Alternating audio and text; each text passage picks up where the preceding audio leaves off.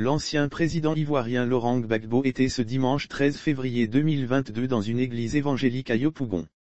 Dans son adresse, il n'a pas manqué de dévoiler ce qui a favorisé selon lui, son acquittement à la Cour pénale internationale où il était poursuivi pour crimes de guerre, crimes contre l'humanité, viol, etc.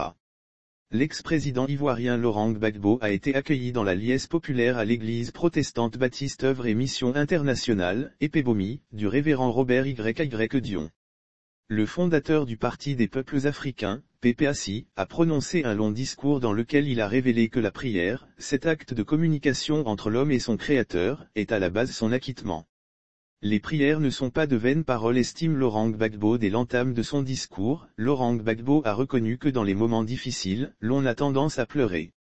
Nous pleurons parce que nous ne savons pas que devant, il y a des explications bonnes pour nous. Quand on m'a arrêté, on ne savait pas qu'il y aurait une explication bonne. Mais je vous remercie pour vos prières. Les prières. Les gens croient que les prières sont des paroles simples. Ce ne sont pas des paroles simples, a déclaré l'ancien président ivoirien. Ses remerciements aux fidèles chrétiens qui ont prié pour lui. Laurent Gbagbo a ensuite exhorté les chrétiens à avoir la foi surtout lorsqu'ils prient et qu'ils ont l'impression de ne pas voir le résultat escompté.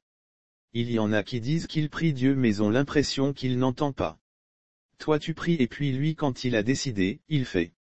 S'il a décidé de ne pas faire, il ne fait pas, et qu'est-ce que tu vas lui faire? Donc vous avez prié beaucoup pour moi. Vous avez prié beaucoup et je suis là, a ajouté l'ex-prisonnier de la Cour pénale internationale, CPI.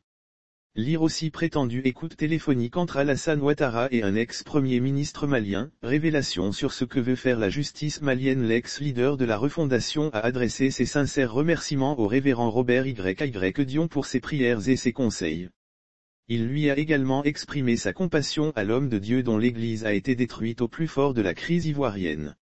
La prière permet de déjouer les pièges des adversaires durant son incarcération à La Haye. Laurent Gbagbo révèle qu'il a eu recours à des prières d'hommes de Dieu. Selon lui, la prière est un puissant moyen de contrer les plans de ses ennemis qui voulaient, à travers des témoignages complaisants, le faire condamner. Je vous salue et vous remercie pour vos prières. Moi j'étais là-bas quand on me jugeait, quand on faisait passer les témoins, on a envoyé un et son témoignage était loufoque que finalement on n'a rien retenu.